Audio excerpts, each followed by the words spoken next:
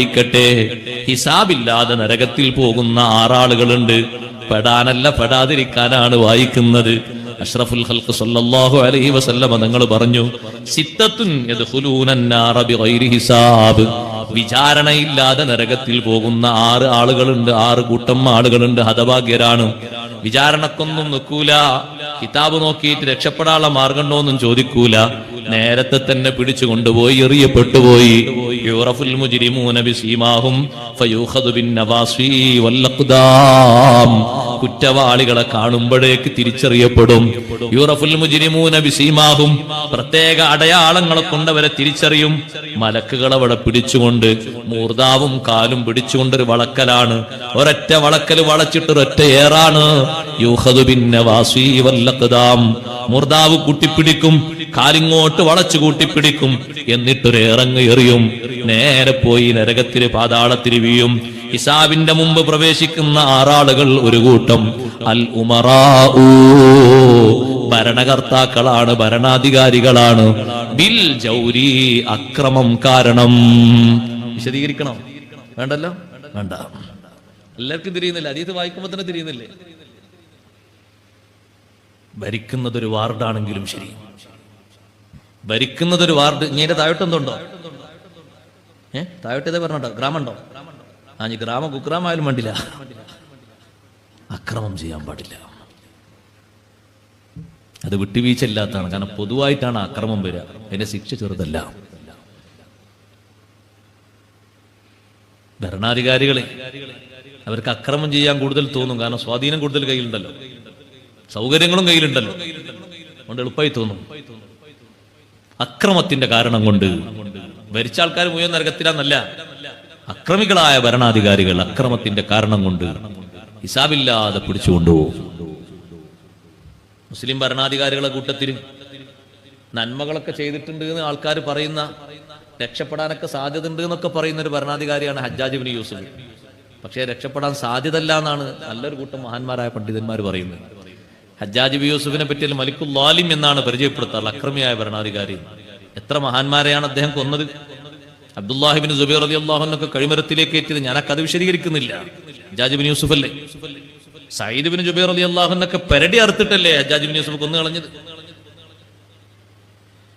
അറവുശാലയിലേക്ക് കൊണ്ടുപോകുമ്പോ ആരാച്ചാറും നിൽക്കുന്ന ഭാഗത്തേക്ക്, കത്തി പിടിച്ച് നിൽക്കുന്ന ഭാഗത്തേക്ക്, ഹജ്ജാജ് ഇബ്നു യൂസുഫ് നിൽക്കുന്ന ഭാഗത്തേക്ക് സയ്യിദ് ഇബ്നു ജുബൈർ റളിയല്ലാഹു അൻഹു കൊണ്ടുവരുമ്പോ സയ്യിദ് ഇബ്നു ജുബൈർ റളിയല്ലാഹു അൻഹു പറഞ്ഞൊരു വാക്കുണ്ട്, അല്ലാഹുവേ, എന്നെ അക്രമത്തിലായിട്ട് ഈ മനുഷ്യൻ കൊലപ്പെടുത്തുകയാണെങ്കിൽ എന്റെ ശേഷം ഒരാളെ ശരീരത്തിലും കത്തിവെക്കാനോ അക്രമം ചെയ്യാനോ ഒരവസരം ഇവന് നീ കൊടുക്കല്ലേ അല്ലാ.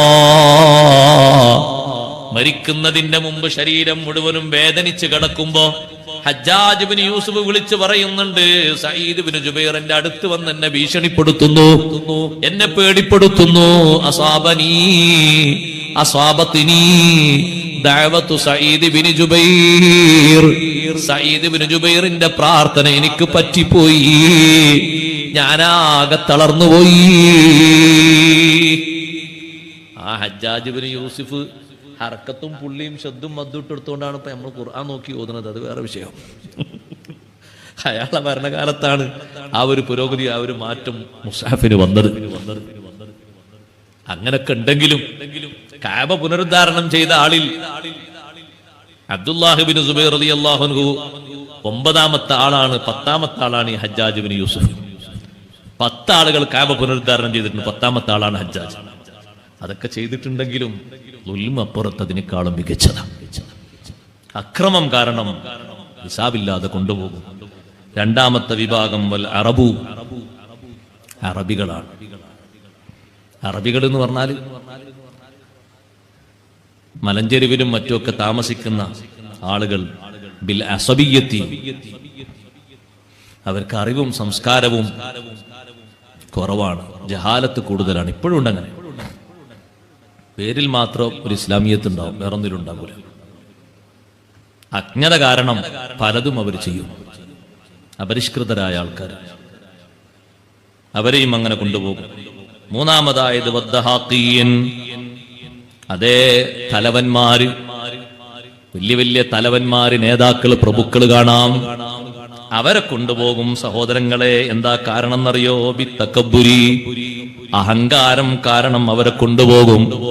സുബ്ഹാനല്ലാഹ്, അവര് അഹങ്കാരം കാരണം പല നാട്ടിലും പലതും അവര് ജനങ്ങളിൽ വരുത്തും, പലതും അവർ ഉണ്ടാക്കി തീർക്കും. പോക്കിരിമാര് എന്ന നിലക്കൊരു സ്ഥാനം കൂടി അവർക്കുണ്ട്. അവരാ നാട്ടിലെ നാട്ടുമൂപ്പന്മാരാണ്. അഹങ്കാരം കൊണ്ട് പലതും അവർ ചെയ്യും. നാട് തന്നെ ഒരു പക്ഷേ കുട്ടിച്ചോറാക്കിയിട്ട് അങ്ങോട്ടും ഇങ്ങോട്ടും കത്തിക്കും. കണ്ടില്ലേ നിങ്ങൾ അഹങ്കാരത്തിന്റെ പേരിൽ തലവന്മാര് തമ്മിലടിക്കുന്നത്? മണിപ്പൂരില് രണ്ട് കൂട്ടം, രണ്ട് വിഭാഗത്തിലെ നേതാക്കന്മാരാണ് അത് കത്തിക്കുന്നത്. എത്ര ആളുകളാണ് ഓരോ ദിവസവും മരിച്ചു വീഴുന്നത്? നാട്ടിലെ തലവന്മാര്, മൂപ്പന്മാര്, രണ്ട് വിഭാഗക്കാരല്ലേ കുടുംബക്കാര് പ്രധാനമായും അവിടെയുള്ളത്. അവരെ മൂപ്പന്മാരല്ലേ ഈ പണിക്കൊക്കെ നേതൃത്വം കൊടുക്കുന്നത്. അങ്ങനെ എത്ര വിഭാഗങ്ങളുണ്ട് തമ്മിലടിപ്പിക്കുന്നവർ. സുബ്ഹാനല്ലാഹ്, മുസ്ലിങ്ങളിലും ഉണ്ട്, അല്ലാത്തവരിലും ഉണ്ട്. അഞ്ചാമത്തെ വിഭാഗത്തെ എണ്ണിപ്പറയുന്നത് കച്ചവടക്കാരാണ്. കച്ചവടക്കാരിൽ ഒരു വിഭാഗം ഇങ്ങനെ പോകാൻ കാരണം എന്താണെന്നറിയോ? ബിൽ കദിബി. എന്താ കാരണം? കള്ളം പറഞ്ഞിട്ട്. കള്ളം പറഞ്ഞിട്ട്. ഇന്ന് രാവിലെ ചൈനയിൽ നിന്ന് ഇറക്കിയ സാധനം, ഇന്ന് രാവിലെ ഇറക്കിട്ട് കൊടുത്തു. നെൽക്കൂടിയല്ല, എവിടെ നിറക്കിയത്? ചൈനയിൽ നിറക്കിയത്. ചൈനയിൽ നിന്നുണ്ടെന്നാ? എന്നാ ഒന്നും കന്നേക്ക്. എന്റെ കമ്പനി കോഴിക്കോടാ, ചൈനയൊന്നല്ല. എന്തെല്ലാം പറയുന്നത്, എന്തെല്ലാം കളവ്. ശരി പറയണം. അപ്പൊ ആൾക്കാരെന്താ പറയാ? ശരി പറയണം എന്ന് പറയുമ്പോ ആൾക്കാരെന്താ പറയാ? അങ്ങനെ ആകുമ്പോ ഉസ്താദേ കച്ചവടം നടക്കൂല. ആര് പറഞ്ഞ കച്ചവടം നടക്കൂല? ശരി പറഞ്ഞ് കച്ചവടം ചെയ്യണം. ശരി മാത്രം പറഞ്ഞു വെക്കണം, സത്യം മാത്രം പറഞ്ഞു വെക്കണം, സത്യസന്ധമായിട്ട് കൊടുക്കണം, വാങ്ങണം. എന്നാ പിന്നെ പ്രശ്നമല്ലല്ലോ. നിങ്ങൾ കൊണ്ടുപോകണമെങ്കിൽ കൊണ്ടുപോയിക്കോളി, കുഴപ്പമൊന്നുമില്ല. ചെറിയൊരു പഴക്കം അതിനുണ്ട്. അങ്ങനെ പറഞ്ഞാൽ ആള് വിശ്വസ്തനാണ് എന്ന് മനസ്സിലാക്കുമ്പോൾ ആൾക്കാർ വാങ്ങൂലേ? വാങ്ങേണ്ട ആൾക്കാർ വാങ്ങും. അത് ചതിക്കൂല. ഉള്ള പോലെ പറയുന്ന ആളാണ്. കള്ളം പറഞ്ഞ് വിൽക്കാൻ പാടില്ല, നേര് പറയണം. നല്ല നിലക്ക് സത്യം പറഞ്ഞ് കച്ചവടം ചെയ്യുന്ന ആൾക്ക് എന്ത് വലിയ സീറ്റാണ്.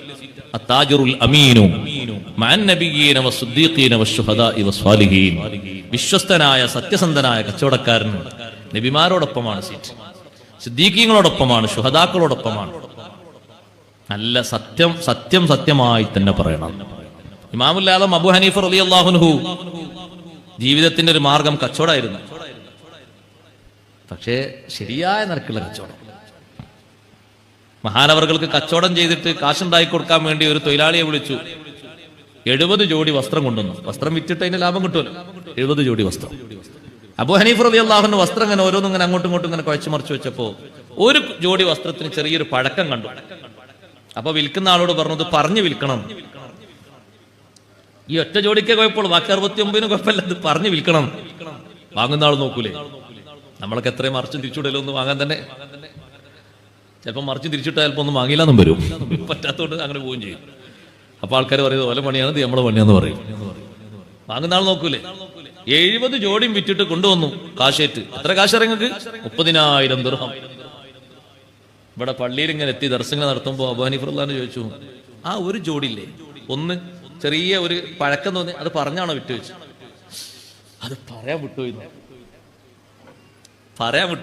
എന്നാ 30,000 ദിർഹം നീ കൊണ്ടുപോയിക്കോ. 1 ദിർഹം, 1 ദിർഹം പോലും എനിക്ക് വേണ്ട. ഒറ്റ ദിർഹമും വാങ്ങിയില്ല. നീ ഉദ്ദേശിച്ച കാര്യത്തിന് നീ ചെലവാക്കിക്കോ, ഒന്നും എനിക്ക് വേണ്ട. എന്തേ നീ അത് പറഞ്ഞ് വിൽക്കാതിരുന്നത്? സഹോദരങ്ങളെ, അവിടുത്തെ സിദ്ഖാണത്. നല്ല സത്യസന്ധതയോടെയാകണം ആ ഏർപ്പാട് ചെയ്യുന്നത്.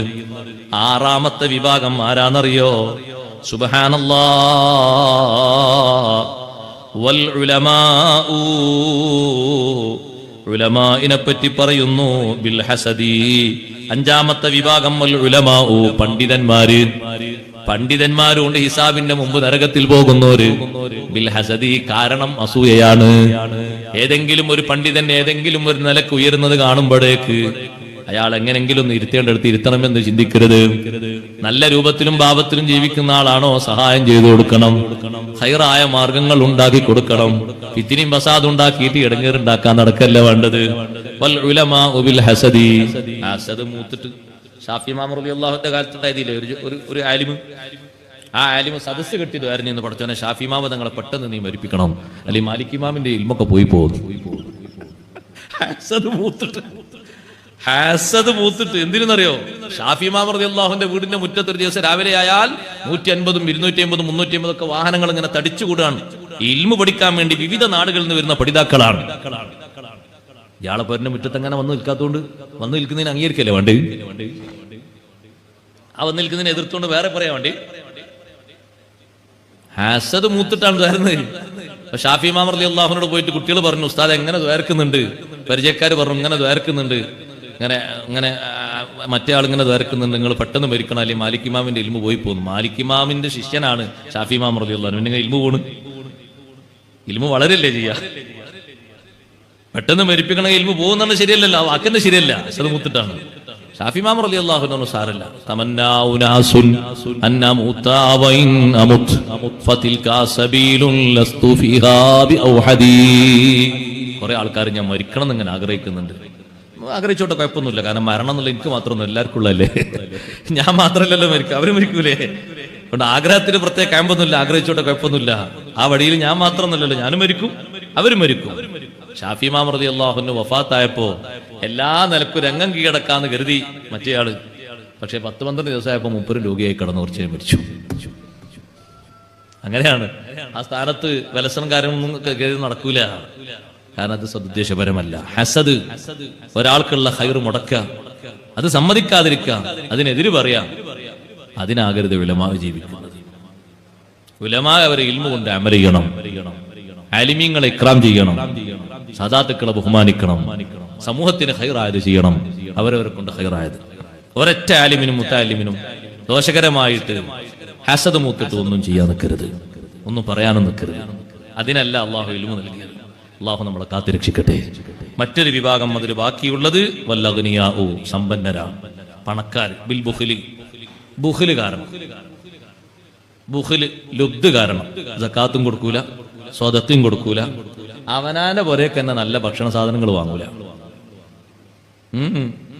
വാങ്ങുകയാണെങ്കിൽ എപ്പോഴും ഒരു മദ്യ വാങ്ങും, ഒരു 10 രൂപയ്ക്ക് മദ്യ വാങ്ങും. പുരക്കാര് പറഞ്ഞു കുറേ ദിവസമായി ഒരയക്കോറ കൂട്ടാൻ പോതിണ്ട്, അത് നമുക്ക് ഇനി അടുത്തല്ലോ മുഹറമത്ത് വരുന്നെന്ന് കൂട്ടാം. ഇയാളെ കയ്യിൽ ഇല്ലാഞ്ഞിട്ടാ. പാകത്തിന് സന്തോഷത്തിന് റാഹത്തോടെ ജീവിക്കാനും സന്തോഷത്തോടെ ചെലവഴിക്കാനും നല്ല മാർഗങ്ങൾ കൊടുക്കാനുമാണ് പണം എന്ന് പറയുന്നത്. ബുഖ്ല് കാണിക്കരുത്, കൊടുക്കേണ്ട രൂപഭാവങ്ങളിലൊക്കെ കൊടുക്കണം. അവനാന്റെ മക്കള് ഹൈറായ മാർഗങ്ങളിലേക്ക് പ്രവേശിക്കുമ്പോൾ ബാപ്പാക്കും ഉമ്മാക്കും അതിൽ സന്തോഷം ഉണ്ടാകണമെങ്കിൽ അവരെ വക സന്തോഷത്തോടെ ആ വിഷയത്തിലേക്ക് ഒരു ചെലവ് അവർ ചെയ്യണം. ഹൈറായ മാർഗത്തിൽ, ഷർറിനല്ല, ഹൈറായ മാർഗത്തിൽ. അതിൽ പിശുക്കി വെക്കരുത്. മട്ടത്തിന് ചെലവഴിക്കാനാണ് അല്ലാഹു തന്നത്. നിർബന്ധ ബാധ്യത കൊടുത്താൽ വലിയ പിശുക്കനായി, കൊടുക്കാതിരുന്നാല്, സുന്നത്തായ മേഖലകളിലെ ബാധ്യത തീർക്കാതിരുന്നാലോ അതും പിശുക്ക് തന്നെയാണ്, കൊടുക്കണം. ബുഖ്ല് കാരണമാണ് അഗ്നിയാ നരകത്തിലേക്ക്, ഹിസാബിന്റെ മുമ്പ് നരകത്തിലേക്ക് കൊണ്ടുപോകുന്നത്. അതും ശ്രദ്ധിക്കേണ്ട കാര്യം തന്നെയാണ്. ഈ 6 ഇനത്തിലും ഒന്നിലും മെമ്പർഷിപ്പ് എടുക്കാതെ സ്വർഗത്തിൽ